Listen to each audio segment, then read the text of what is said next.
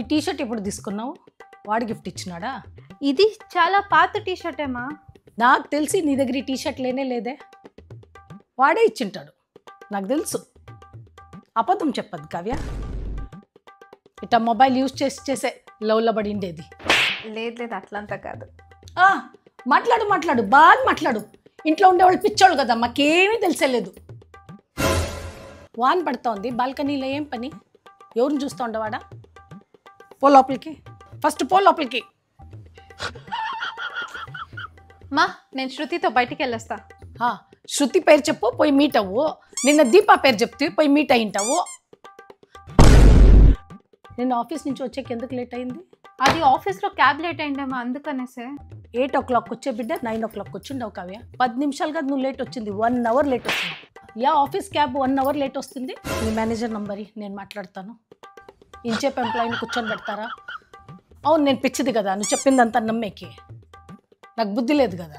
ఎన్నెన్ని అబద్ధాలు ఆడినావు కదా కావ్య నువ్వు మా దగ్గర. ఇప్పుడు కూర్చోంటే కూడా ఆలోచిస్తే తల చెడిపోతుంది. ఎంత నమ్ముతా ఉంటుంది నేను నిజంగా నిన్ను.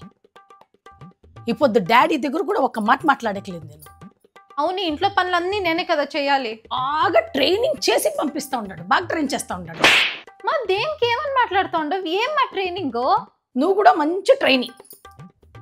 ఎందుకు కావ్య డోర్ క్లోజ్ చేస్తావు మాట్లాడేటప్పుడు? వాడితోనే మాట్లాడుతూ ఉంటావు, దానికే డోర్ క్లోజ్ చేసిండావు.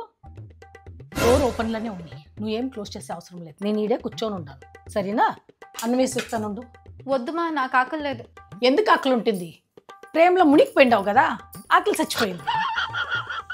ఇంటికి వస్తే మాత్రం అగ్గి చూసినట్టుగా చూస్తావు నన్ను, బయట మాత్రం బాగానే ఉంటావు కదా. అంత వాడే చెప్పిస్తూ ఉంటాడు, నాకు తెలుసు. ఏమి లవ్ సినిమా వేసిండావు మార్చ్ ఫస్ట్?